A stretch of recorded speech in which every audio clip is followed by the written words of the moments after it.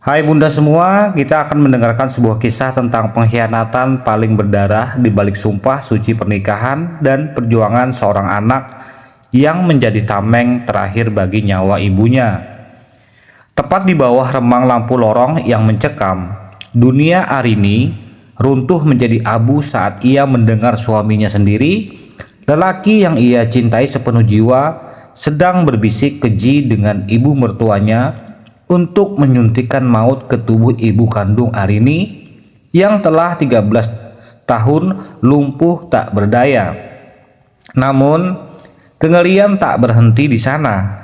Saat rahasia itu terbongkar, bukan permintaan maaf yang Arini terima, melainkan fitnah keji yang menjebloskannya ke dalam penjara. Dan sebelum cerita ini kita mulai, saya ingin tahu sahabat-sahabat semua, para bunda-bunda tercinta semua, dari daerah mana sajakah para bunda-bunda ataupun sahabat semua yang telah hadir dan menyimak cerita kali ini. Dan jangan lupa bantu tekan tombol subscribe, like, dan komennya di kolom komentar. Dan kita akan membacakan sebuah cerita drama keluarga yang sangat penuh emosional, menyayat hati. Dan di sini mari kita mulai ceritanya. Nah, di sebuah sudut kamar yang pengap oleh aroma obat-obatan dan keputusasaan, Arini bersimpuh di samping ranjang kayu yang telah menjadi saksi bisu penderitaan selama 13 tahun terakhir. Tangannya yang gemetar mengusap lembut jari ibu kandungnya, Bu Sarah, yang kini hanya tinggal kulit membungkus tulangnya. Tidak ada kata yang keluar dari bibir Bu Sarah. Hanya tatapan mata sayu yang seolah berbicara tentang ribuan luka yang tak sanggup ia bahasakan. Selama 13 tahun, beliau lumpuh dan mengalami tidak mampu bergerak selama 13 tahun. Lumpuh telah merenggut segalanya dari wanita itu. Suaranya, geraknya, dan martabatnya sebagai manusia, meninggalkan Arini sebagai satu-satunya benteng pertahanan yang tersisa. Arini mengingat betul bagaimana masa kecilnya yang hangat berubah menjadi musim dingin abadi ketika kecelakaan itu terjadi, menghancurkan tulang belakang ibunya dan sekaligus menghancurkan masa depan keluarga mereka. Setiap helai napas Arini adalah pengabdian, setiap tetes keringatnya adalah upaya untuk membayar kembali cinta yang pernah diberikan sang ibu saat ia masih kecil. Namun, di balik baktinya yang tanpa syarat, ada luka batin yang menganga dalam diri Arini. Ia merasa terasing di rumahnya sendiri, sebuah rumah yang seharusnya menjadi tempat bernaung, namun perlahan berubah menjadi penjara emosional sejak ia menikah dengan Aditya 5 tahun lalu. Aditya, laki-laki yang awalnya ia kira adalah pelabuhan terakhir, ternyata membawa badai yang lebih gelap. Sejak awal pernikahan, kehadiran Ibu Sarah di tengah-tengah mereka selalu menjadi duri dalam daging bagi ibu mertua Arini atau Bu Ratna. Bu Ratna adalah sosok wanita dengan hati sedingin es yang memandang segala sesuatu dari kacamata materi dan keuangan. Baginya, Ibu Sarah hanyalah beban finansial dan pengganggu estetika di rumah besarnya yang mewah. Kebencian itu tidak pernah disembunyikan. Ia mengalir dalam setiap sindiran tajam, dalam setiap pandangan jijik saat melewati kamar Ibu Sarah, dan dalam setiap keluhan tentang biaya perawatan yang dianggapnya sia-sia. Arini sering kali menghabiskan dalam diam di balik pintu dapur, menelan bulat-bulat harga dirinya demi menjaga keharmonisan rumah tangga yang rapuh. Ia menyimpan luka itu rapat-rapat, membiarkannya bernanah di dalam hati. Sementara ia tetap harus tersenyum melayani suami yang perlahan-lahan mulai terpengaruh oleh racun pemikiran ibunya. Ketegangan ini bukanlah hal baru, namun belakangan ini atmosfer di rumah itu terasa berbeda ada keheningan yang mencekam. Seolah-olah ada sesuatu yang jahat sedang merayap di bawah permukaan lantai yang mereka injak. Malam itu, hujan turun dengan sangat deras, seolah langit ikut menangisi nasib malang yang akan segera terungkap. Arini yang baru saja menyelesaikan atau mengganti kain kompres untuk ibunya, melangkah keluar kamar dengan niat mengambil segelas air hangat di dapur. Namun, langkah kakinya terhenti seketika di lorong remang-remang saat ia mendengar suara bisikan dari ruang kerja Aditya atau suaminya. Suara itu adalah suara Bu Ratna, penuh dengan intonasi yang tajam dan dingin. Berpadu dengan suara rendah Aditya yang terdengar ragu namun mulai luluh. Arini menempelkan telinganya ke pintu yang sedikit terbuka. Dan saat itulah dunianya runtuh seketika. "Sampai kapan kita harus memberi makan mayat hidup itu, Adit?" kata ibunya. "Harta peninggalan ayahmu habis hanya untuk menebus obat-obatan yang tidak ada gunanya. Dia sudah lumpuh 13 tahun, dia tidak akan sembuh. Membiarkannya pergi adalah tindakan kemanusiaan. Dan bagi kita itu adalah kemerdekaan finansial. Dan bagi kita itu sangat menguntungkan." Itu ucap Bu Ratna tanpa setetes pun rasa empati. Kalimat itu bagaikan sembilu yang menyayat jantung Arini. Ia tak percaya bahwa ibu mertuanya, wanita yang selalu berbicara tentang kehormatan keluarga, bisa merencanakan sebuah pembunuhan dengan kedok belas kasihan.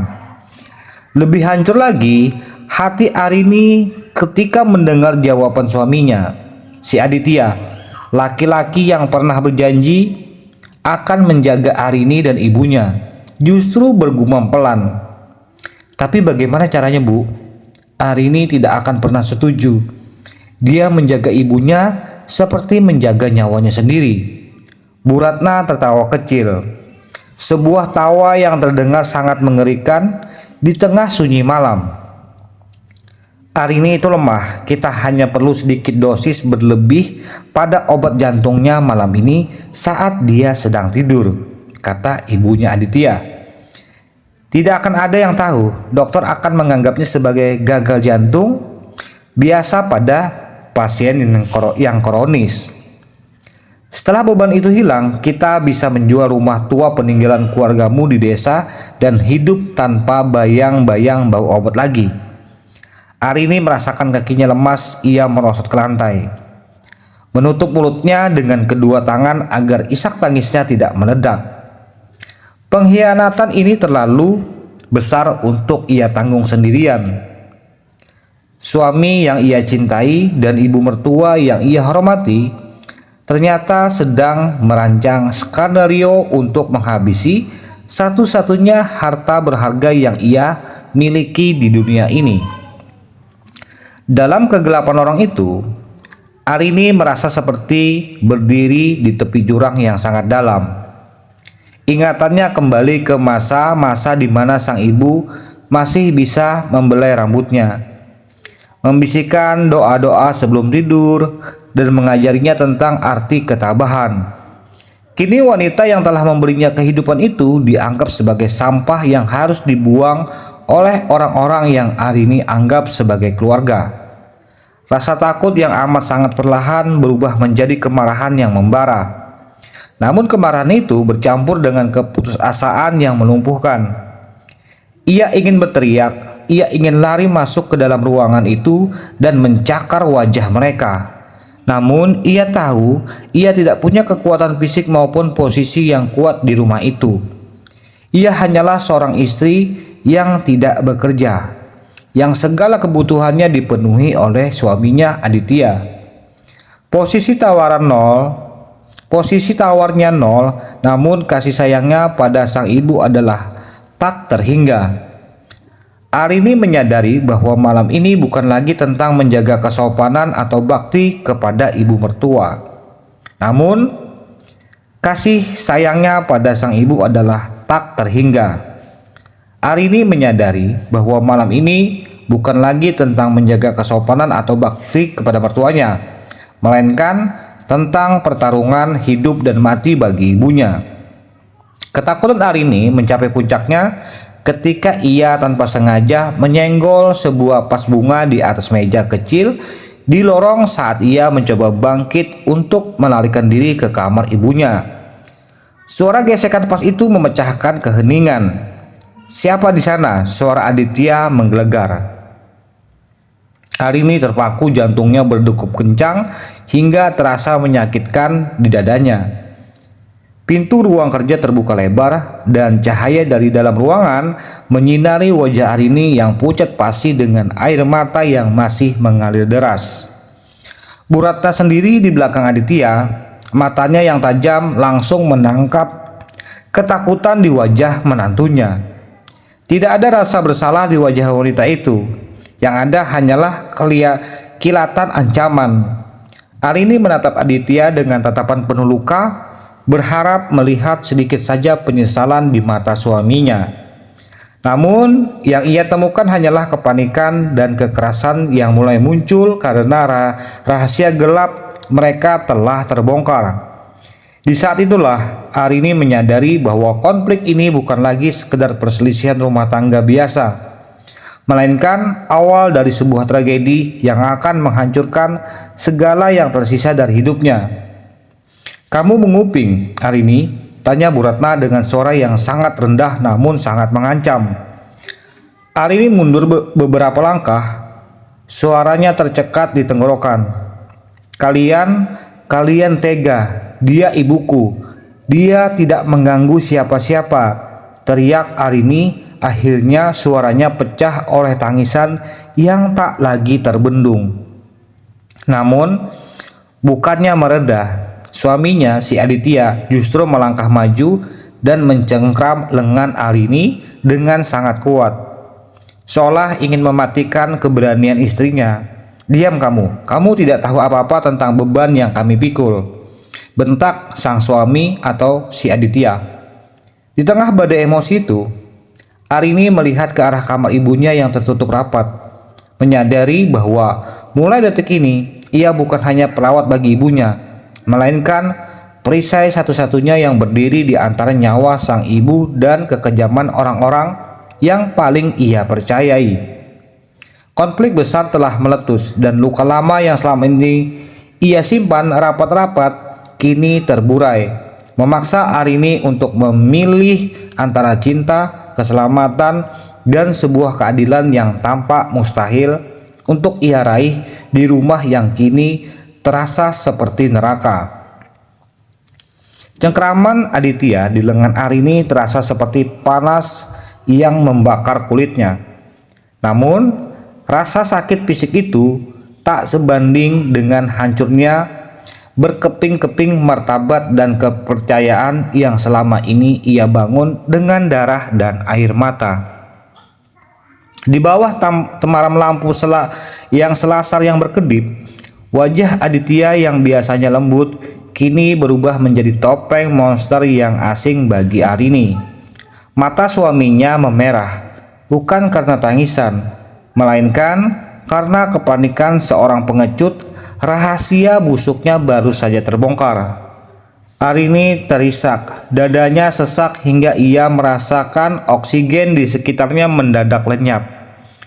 Ia menatap ke arah kamar ibunya yang tertutup rapat, membayangkan wanita renta yang tak berdaya itu sedang berbaring tenang, sama sekali tidak tahu bahwa di luar pintunya orang-orang yang ia anggap keluarga sedang merancang eksekusi mati untuknya. "Lepaskan aku, Mas. Kamu bukan laki-laki yang aku kenal. Kamu pembunuh. Kalian berdua adalah pembunuh," jerit Arini dengan suara serak yang membelah keheningan malam yang mencekam. Bu Ratna melangkah maju dengan keanggunan yang mengerikan, seolah-olah percakapan tentang mencabut nyawa manusia adalah hal sepele seperti membicarakan menu makan malam. Ia melipat tangannya di dada, menatap Arini dengan pandangan merendahkan. yang selama 5 tahun ini selalu membuat Arini merasa seperti kotoran di bawah sepatunya. Jaga bicaramu, Arini. Jangan dramatis. Kami melakukan ini demi kebaikanmu juga. Lihat dirimu. Kamu kurus kering, kusam, dan habis dimakan waktu hanya untuk mengurus onggokan daging yang sudah tidak punya masa depan itu. Kamu pikir Aditya senang melihat istrinya lebih mirip pelayan daripada seorang nyonya? Suara Bu Ratna begitu tenang, begitu dingin, hingga Arini merasa bulu kuduknya meremang. Kata-kata onggokan daging itu menghujam jantung Arini lebih dari belati manapun. Itu adalah ibunya, wanita yang mempertaruhkan nyawa saat melahirkannya, wanita yang selama 13 tahun ini ia suapi dengan penuh kasih, ia mandikan dengan air hangat, dan ia bacakan doa setiap malam. Dia bukan onggokan daging, dia ibuku, dia masih bernapas, dia masih bisa merasakan sentuhanku. Arini meronta, mencoba melepaskan diri, namun Aditya justru mendorongnya hingga punggungnya menghantam dinding dengan keras. Cukup, Arini. Ibu benar, aku sudah lelah. Aku lelah bekerja siang malam hanya untuk membayar perawat cadangan saat kamu kelelahan, membayar obat-obat impor yang harganya gila-gilaan, dan melihat rumah ini bau karbol setiap hari. Aku ingin hidup normal. Aku ingin punya istri yang bisa menemaniku ke pesta kantor tanpa harus terburu-buru pulang karena jadwal ganti popok ibu kamu. Teriak Aditya bergema di lorong. Dan setiap kata yang keluar dari mulutnya adalah pengkhianatan yang tak termaafkan. Arini menatap suaminya dengan tatapan kosong. Ia menyadari bahwa selama ini cinta yang Aditya tunjukkan hanyalah kepalsuan yang tertutup oleh rasa terpaksa. Segala kelembutan itu luruh, menyisakan egoisme seorang pria yang merasa hartanya lebih berharga daripada nyawa ibu mertuanya sendiri. Ketegangan itu semakin memuncak ketika Arini mencoba berlari menuju kamar ibunya untuk mengunci diri. Namun, Bu Ratna dengan cepat menghalangi jalannya. Mau kemana kamu? Mau melapor ke polisi? Silahkan. Siapa yang percaya padamu? Kamu tidak punya bukti, kamu hanya menantu yang tinggal menumpang di rumah ini. Semua aset, semua tabungan ada di bawah kendali Aditya. Jika kamu berani membuka mulut, aku pastikan kamu akan keluar dari rumah ini tanpa membawa apapun. Bahkan selai benang pun milik ibumu. Ancaman itu bukanlah gertakan belaka.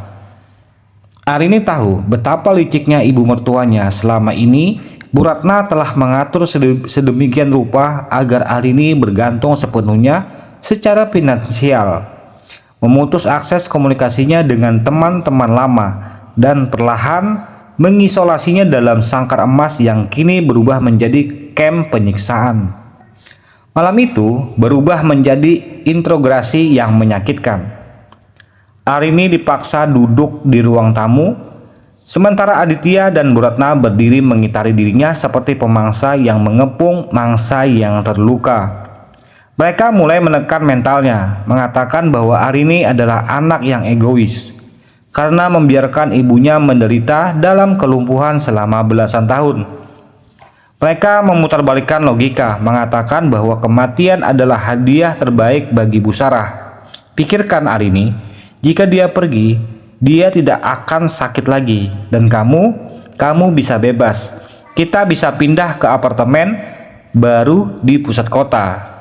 Memulai hidup baru tanpa beban, bisik Aditya di telinga istrinya. Mencoba menggunakan nada manipulatif yang dulu selalu berhasil meluluhkan hati Arini. Namun, kali ini Arini merasa mual. Setiap embusan napas Aditya di dekatnya terasa seperti racun.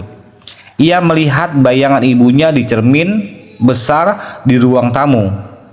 Bayangan seorang wanita yang pernah cantik yang kini hanya bisa mengerjapkan mata untuk berkomunikasi.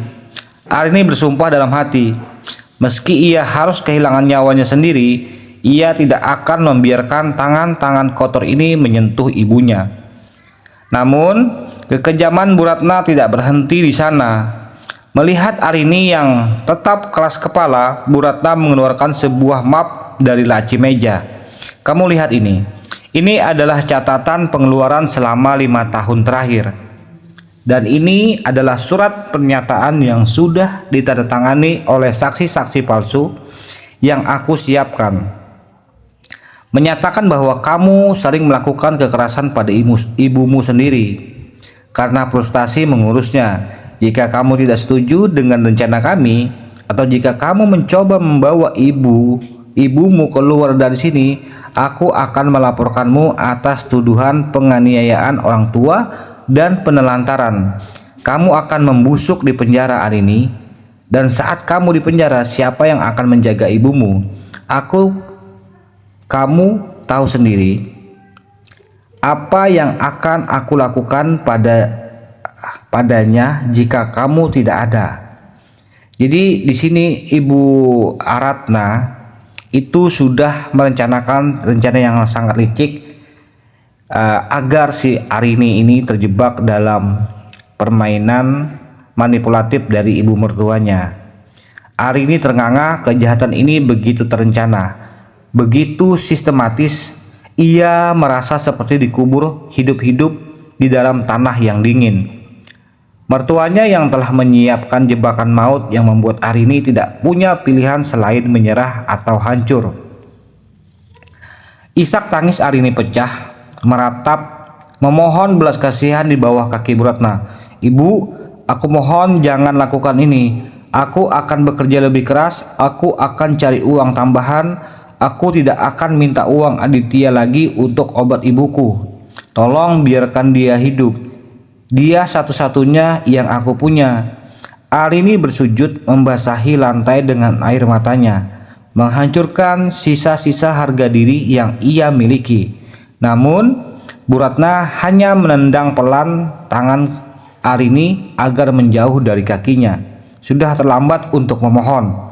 Pilihanmu hanya dua, bekerja sama dengan kami dan hidup mewah, atau melawan dan berakhir di penjara. Sementara ibumu tetap akan mati di tanganku.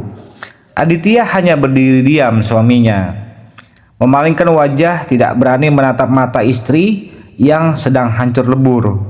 Ketegangan di rumah itu kini sudah mencapai titik di mana setiap sudut ruangan terasa seperti medan perang yang penuh dengan ranjau darat. Malam semakin larut, namun tidak ada kedamaian bagi Arini. Ia dipaksa masuk kembali ke kamar ibunya. Namun kali ini pintunya dikunci dari luar oleh suaminya.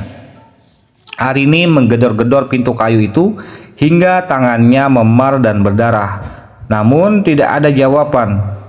Di dalam kamar yang gelap, ia hanya bisa mendengar suara napas ibunya yang berat dan teratur melalui mesin oksigen yang berdengung rendah. Arini merangkak ke samping ranjang ibunya, memeluk tubuh ringkih itu sambil terus membisikkan kata maaf yang tak terhingga.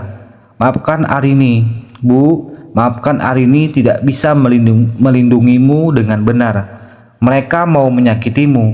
Bu, Arini merasakan jemari ibunya sedikit bergerak, sebuah respon kecil yang biasanya membuatnya bahagia.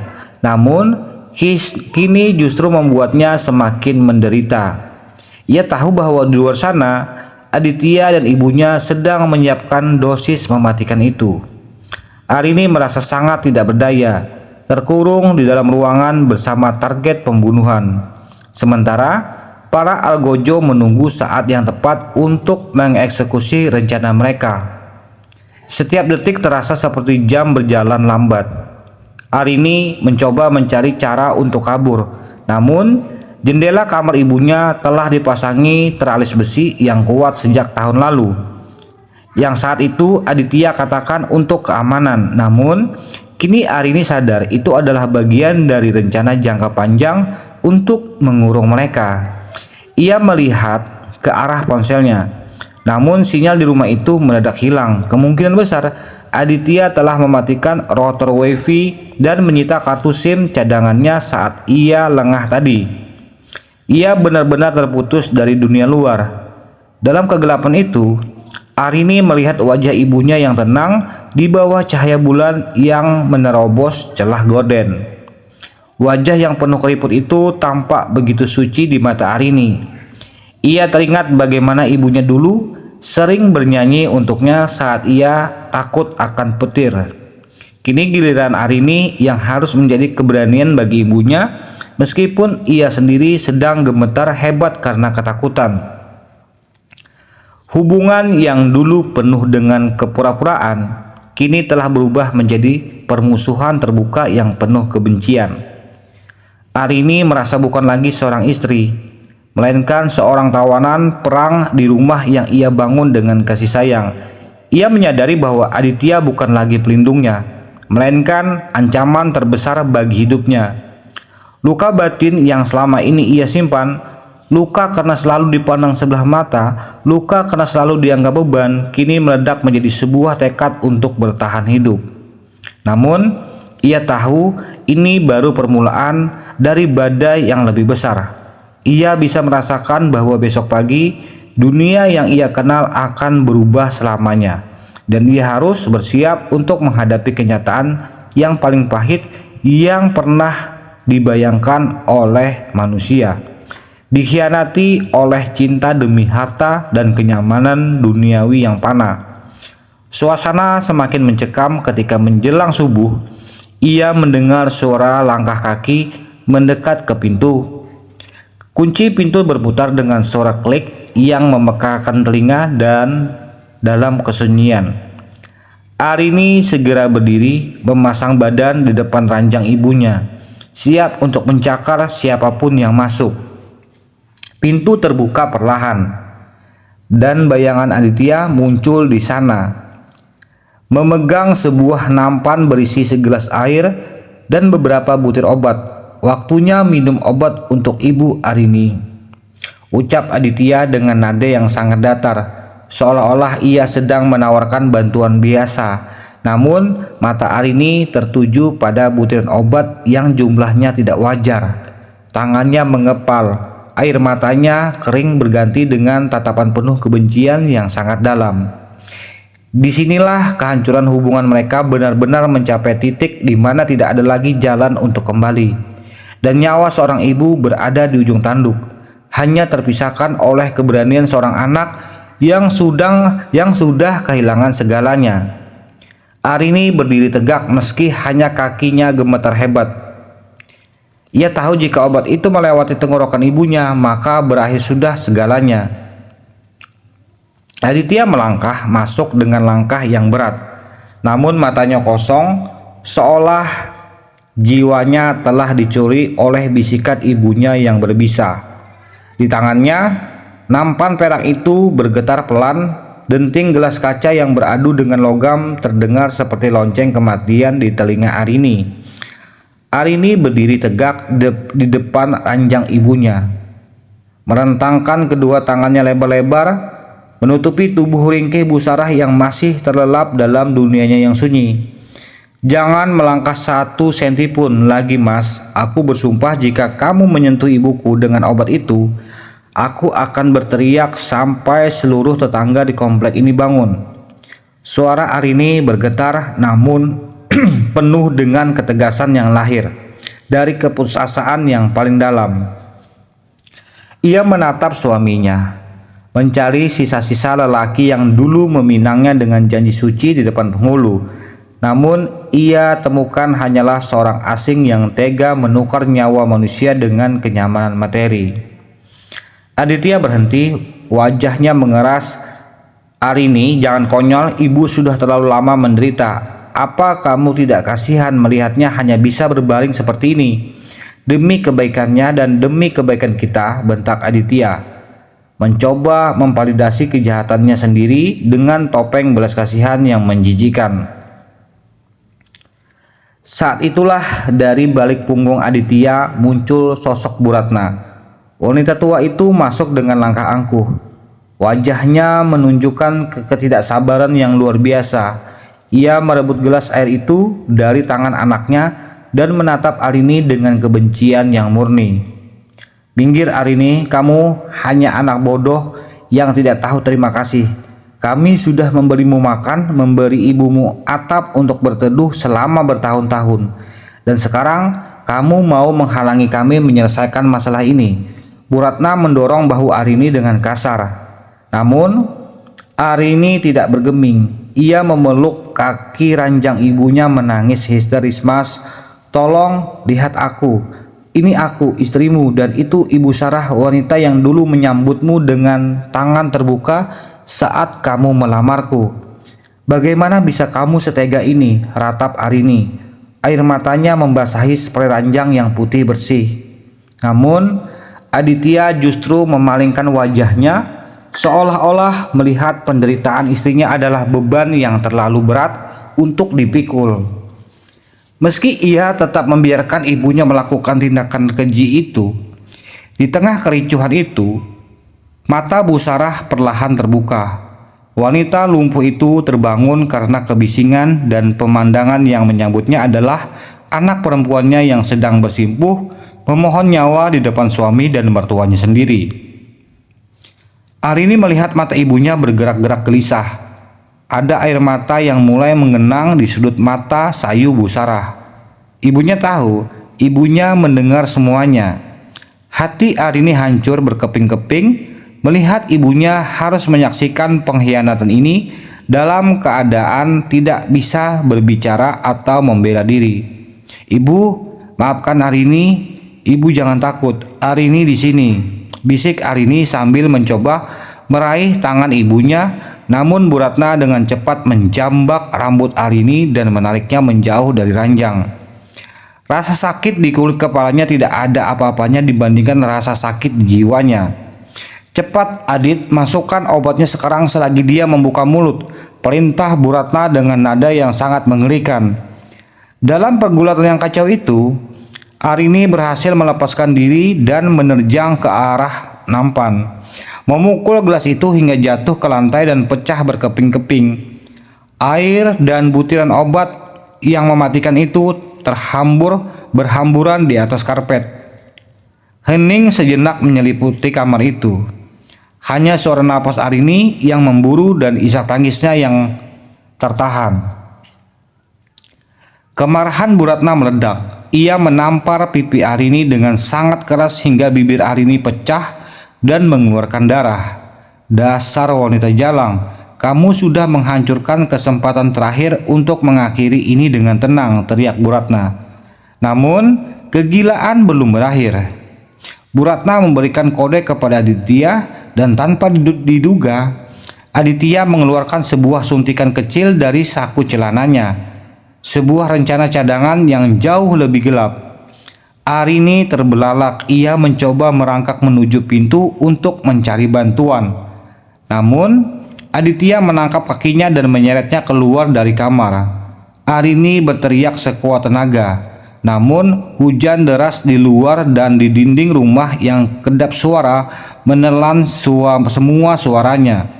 Ia diseret menuju gudang bawah tanah yang dingin dan gelap, lalu dilemparkan ke dalam seperti karung beras. "Mas, buka pintunya. Mas Adit, tolong jangan sakiti ibu." Arini menggedor pintu gudang yang terbuat dari besi dan hingga kuku ataupun buku-buku jarinya pecah berdarah karena menggedor-gedor pintu sambil menarik pintu itu. Di dalam kegelapan gudang yang berdebu, ia merasa dunianya benar-benar telah kiamat. Ia bisa membayangkan apa yang sedang terjadi di atas sana. Ibunya yang sendirian tidak bisa bergerak menanti jarum suntik itu menembus kulitnya yang tipis. Pikiran itu membuat Arini hampir gila. Ia mencari-cari benda apapun untuk mendobrak pintu. Namun yang ia temukan hanyalah barang-barang bekas yang tidak berguna. Di sudut gudang, ia menemukan sebuah kotak tua milik mendiang ayah mertuanya. Dan saat membongkarnya dalam keputusasaan, ia menemukan sebuah fakta yang lebih menyakitkan lagi. Tumpukan surat asuransi jiwa atas nama ibunya, Bu Sarah, yang preminya ternyata telah dibayar secara diam-diam oleh Aditya sejak 3 tahun lalu dengan nilai pertanggungan miliaran rupiah. Arini jatuh terduduk, memegang surat-surat itu dengan tangan gemetar. Ternyata ini bukan hanya soal beban biaya perawatan. Ini adalah perampokan nyawa yang direncanakan demi uang asuransi. Suaminya telah mempertaruhkan nyawa ibu mertuanya demi mendapatkan kekayaan instan. Luka batin Arini kini berubah menjadi kebencian yang sedalam samudera. Ia merasa telah tidur dengan iblis selama 5 tahun ini. Setiap ciuman, setiap pelukan, dan setiap kata cinta dari Aditya selama 3 tahun terakhir hanyalah akting untuk menutupi rencana pembunuhan ini. Arini merasa sangat kotor, sangat terhina. Ia meraung di dalam gudang itu, sebuah raungan yang menyayat hati, sebuah ekspresi dari rasa sakit yang melampaui batas kemampuan manusia untuk menanggungnya. Beberapa jam kemudian, pintu gudang terbuka.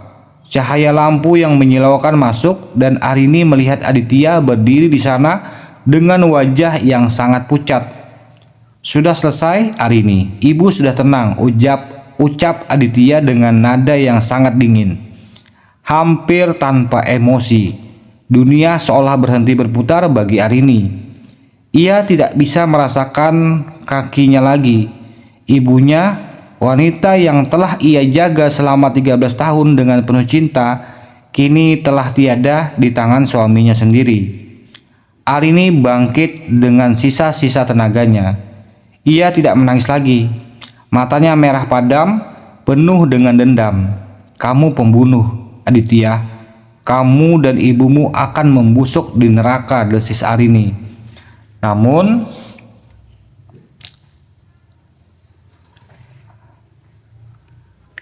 pengkhianatan itu memiliki lapisan yang lebih dalam lagi. Sebelum Arini bisa melangkah keluar, 2 orang pria berseragam polisi masuk ke dalam rumah. Arini merasa ada harapan. Ia hendak berlari menuju mereka untuk melaporkan pembunuhan ibunya. Namun alangkah kagetnya, ternyata Bu Ratna keluar dari kamar sambil menangis histeris yang dibuat-buat. "Pak polisi, tolong, menantu saya ini gila. Dia baru saja meracuni ibunya sendiri karena stres tidak kuat mengurusnya lagi. Saya dan anak saya mencoba mencegahnya tapi dia menyerang kami." Arini tertegun. Ia melihat ke arah Aditya yang kini menunduk, memegang luka goresan di lengannya yang sengaja ia buat sendiri untuk memfitnah Arini. "Tidak, itu bohong. Mereka yang membunuhnya. Lihat surat asuransi ini." Arini mencoba menunjukkan dokumen yang ia temukan. Namun Aditya dengan cepat merebutnya dan merobeknya menjadi serpihan kecil di depan mata polisi. "Dia sedang berhalusinasi, Pak. Dia sudah lama mengalami depresi berat," ucap Aditya dengan suara yang sangat meyakinkan. Polisi-polisi itu menatap Arini yang berantakan berlumuran darah di bibir dan tangannya dengan tatapan penuh kecurigaan. Di saat yang paling menyayat hati ini, Arini menyadari bahwa ia tidak hanya kehilangan ibunya, tapi ia juga sedang dijebak untuk menanggung dosa yang tidak pernah ia lakukan. Ia melihat tubuh ibunya ditanduk keluar oleh petugas medis, ditutupi kain putih saat tanduk itu melewati Arini. Ia merasa jiwanya ikut pergi bersama jasad ibunya. Cerita ini semakin rumit ketika salah satu polisi menemukan botol obat kosong di dalam tas Arini. Botol yang sengaja diletakkan oleh Bu Ratna untuk mengunci jebakan mereka. Arini ditarik dengan paksa, tangannya diborgol di belakang punggungnya. Ia berteriak memanggil nama ibunya, menatap ke arah Aditya yang kini berdiri di samping ibunya. Bu Ratna yang tersenyum kemenangan di balik akting tangisnya. Arini dibawa masuk ke dalam mobil polisi, meninggalkan rumah yang kini menjadi kuburan bagi cintanya dan kepercayaannya. Di dalam mobil yang dingin, Arini bersandar jendela, menatap rumah itu untuk terakhir kalinya. Ia telah kehilangan segalanya, ibunya, suaminya, rumahnya, dan kini kebebasannya. Namun, dalam lubuk hatinya yang hancur, sebuah janji mulai tumbuh. Janji bahwa kebenaran akan menemukan jalannya, meski ia harus merangkak melalui neraka sekali lagi. Suara sirene polisi memecah kesunyian subuh, membawa Arini menuju tempat yang paling ia takuti, penjara. Namun, yang lebih menakutkan adalah kenyataan bahwa pembunuh ibunya masih bebas menghirup udara, menikmati harta yang dibayar dengan nyawa seorang wanita lumpuh yang tak berdosa. Arini menutup matanya, membiarkan satu tetes air mata terakhir jatuh. Sementara bayangan senyuman ibunya terus menghantuinya, menuntut keadilan yang seolah-olah telah mati di dunia yang kejam ini. Puncak penderitaan Arini baru saja dimulai. Di balik jeruji besi, ia harus berhadapan dengan fitnah keji dan rasa bersalah yang menghimpit. Sementara Aditya dan Bu Ratna mulai merayakan kemenangan mereka. Bagaimana Arini bisa membuktikan kebenarannya dari dalam penjara? Apakah ada rahasia terakhir nantinya yang akan mengubah segalanya untuk bisa membebaskan dirinya dari jeratan belenggu ibu mertua dan suami toksisnya? Di dalam dinding penjara yang dingin dan berlumut, yang menjadi saksi bisu bagaimana Arini menghabiskan malam-malamnya dalam kehampaan yang sempurna. Di dalam sel itu, ia tidak lagi menangis. Air matanya seolah telah mengering bersama harapan yang pupus. Setiap kali ia memejamkan mata, wajah ibunya yang pucat pasi di bawah kain kafan selalu hadir. Dia selalu terbayang-bayang, seolah memanggilnya dari alam keabadian. Arini dituduh sebagai anak durhaka, seorang pembunuh berdarah dingin yang tega menghabisi ibu kandungnya sendiri demi lepas dari beban pengurusan. Di luar sana, media massa menggoreng beritanya menjadi konsumsi publik yang haus akan skandal, mencaci maki Arini tanpa tahu bahwa di balik jeruji ini ada kebenaran yang sedang menjerit minta tolong. Sementara Aditya dan Bu Ratna hidup dalam gelimang kemewahan setelah klaim asuransi miliaran rupiah itu cair hanya dalam hitungan bulan. Mereka menjual rumah lama itu, menghapus semua jejak keberadaan Ibu Sarah dan pindah ke sebuah villa mewah seolah-olah tidak pernah terjadi tragedi berdarah di hidup mereka. Namun, Tuhan tidak pernah tidur. Meski keadilan seringkali datang dengan langkah yang tertatih, di bulan ke-6 masa penahanannya, saat Arini sudah hampir menyerah pada takdir dan berniat mengakhiri hidupnya dengan seutas tali, seorang pengacara muda bernama Pelangi datang mengunjunginya. Pelangi adalah sepupu jauh Aditya yang selama ini merasa ada yang tidak beres dengan kematian Bu Sarah. Ia membawa sebuah kabar yang mengguncang. Aditya mulai sering berhalusinasi, rasa bersalah yang ia tekan sedemikian rupa mulai memanifestasikan dirinya dalam bentuk teror mental. Aditya sering terbangun tengah malam, menjerit-jerit ketakutan karena merasa mencium aroma obat-obatan dan melihat bayangan Ibu Sarah merangkak di kaki tempat tidurnya. Hubungan Aditya dan ibunya, Bu Ratna, akhirnya pun juga mulai retak. Keserakahan yang menyatukan mereka kini menjadi racun yang saling menghancurkan. Mereka mulai saling curiga tentang siapa akan mengkhianati siapa demi menguasai seluruh harta asuransi tersebut. Puncak dari segalanya terjadi ketika sebuah rekaman suara ditemukan secara tidak sengaja oleh seorang asisten rumah tangga yang baru di rumah mewah mereka. Asisten itu menemukan sebuah pulpen perekam milik mendiang ayah mertua Arini yang terjatuh di bawah lemari ruang kerja. Pulpen yang tanpa sengaja aktif saat terjadi perdebatan hebat antara Aditya dan Bu Ratna di malam kejadian. Rekaman itu berisi segala detail rencana keji mereka. Suara tamparan Bu Ratna pada Arini, hingga pengakuan Aditya bahwa ia menyuntikkan zat mematikan itu ke tubuh Ibu Sarah. Rekaman itu jatuh ke tangan Pelangi dan dengan kekuatan bukti baru tersebut, kasus Arini dibuka kembali. Di persidangan yang penuh sesak dan emosional, kebenaran akhirnya meledak seperti bom waktu. Arini berdiri di kursi persaksian, bukan lagi sebagai terdakwa, melainkan sebagai saksi bisu dari kekejaman manusia. Saat rekaman itu diputar di ruangan sidang, seluruh hadirin tertunduk lesu. Bahkan hakim pun tak kuasa menahan haru mendengar rintihan doa Arini yang terekam di sela-sela makian mertuanya. Aditya dan Bu Ratna ditangkap di ruang sidang itu. Saat borgol melingkar di pergelangan tangan Aditya, ia jatuh berlutut di depan Arini, mencoba meraih ujung pakaian istrinya sambil menangis meraung-raung memohon ampun. Namun, Arini hanya menatapnya dengan tatapan kosong yang teramat dalam. Tatapan seorang wanita yang telah mati rasa. "Aku sudah memaafkanmu sebagai manusia, Mas, tapi sebagai seorang anak aku menyerahkanmu pada keadilan Tuhan dan hukum," ucap Arini dengan suara yang sangat tenang namun menyayat hati. Bu Ratna di sisi lain kehilangan akal sehatnya.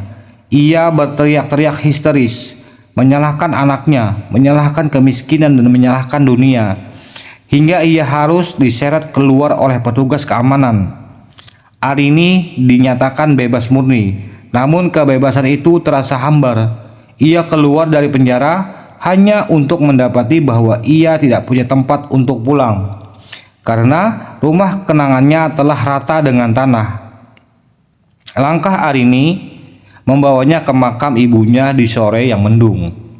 Ia bersimpuh di atas gundukan tanah yang sudah mulai ditumbuhi rumput hijau. Ia mengusap batu nisan itu seolah sedang mengusap pipi ibunya yang dulu lumpuh. Ibu Arini sudah penuhi janji Arini, kata Arini. "Dunia sudah tahu bahwa ibu adalah malaikat, bukan beban. Arini bebas sekarang, Bu. Tapi kenapa rasanya sangat sepi?" bisiknya di tengah isak tangis yang pecah kembali setelah sekian lama ia tahan. Di pemakaman yang sunyi itu, Arini menyadari sebuah renungan hidup yang sangat mahal, bahwa harta yang dicuri dengan darah tidak akan pernah memberikan ketenangan, dan cinta yang dikhianati akan menjadi bayang-bayang yang mengejar pelakunya sampai ke liang lahat. Ia kehilangan 13 tahun waktu untuk merawat ibunya, dan ia kehilangan 5 tahun pernikahannya untuk sebuah pengkhianatan. Namun, ia mendapatkan kembali jiwanya yang murni. Kisah ini adalah sangat meninggalkan pesan moral yang mendalam bagi siapa saja mungkin yang mendengarnya. Kehidupan adalah tentang tabur tuai. Apa yang kita tanam dengan air mata kebaktian akan berbuah kedamaian, meskipun harus melewati badai yang menghancurkan. Sebaliknya, apa yang dibangun di atas penderitaan orang lain, terutama orang tua yang tak berdaya, hanya akan berakhir pada kehancuran yang memalukan. Arini akhirnya memutuskan untuk membaktikan sisa hidupnya dengan membangun sebuah yayasan kecil untuk perawatan lansia lumpuh yang terlantar, menggunakan sisa harta yang berhasil ia rebut kembali melalui jalur hukum. Ia ingin memastikan bahwa tidak akan ada lagi ibu Sarah lain yang harus merasakan menjadi beban bagi anak-anaknya. Di setiap wajah lansia yang ia rawat, Arini melihat senyum ibunya. Ia belajar bahwa luka batin tidak akan pernah benar-benar hilang. Namun, kita bisa belajar untuk hidup bersamanya dan menjadikannya kekuatan untuk menolong sesama.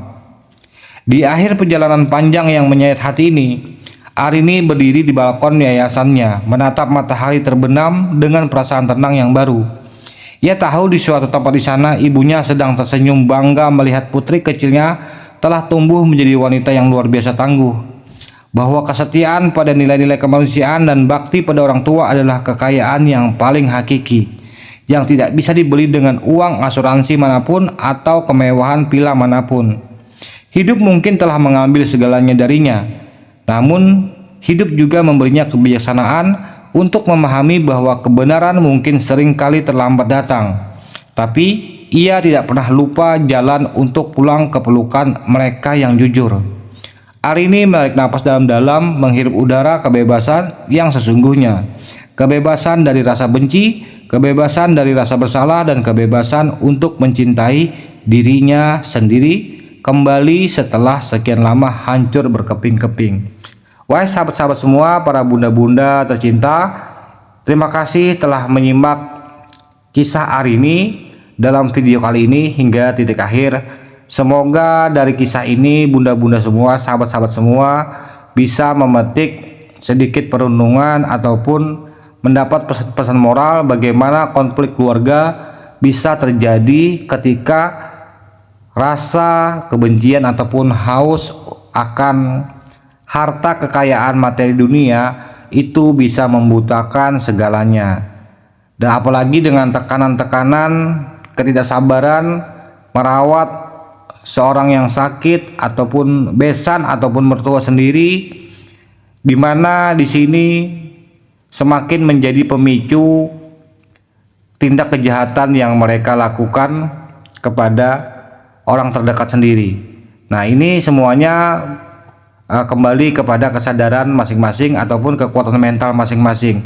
Semoga sahabat-sahabat semua, para bunda-bunda semua bisa memberikan tanggapannya di kolom komentar, dan jangan lupa dibantu dukung channel ini dengan menekan tombol subscribe, like, komen, dan juga share-nya, dan tuliskan pendapat bunda semua ya di kolom komentar ya. Dan semoga bunda dimanapun berada selalu diberikan kesehatan, diberikan kelancaran usahanya, dan disehatkan jasmani dan rohaninya. Dan sampai berjumpa lagi di cerita-cerita naratif drama kehidupan yang akan saya bagikan, yang akan saya sampaikan di channel ini. Terima kasih sahabat semua dan para bunda-bunda semua.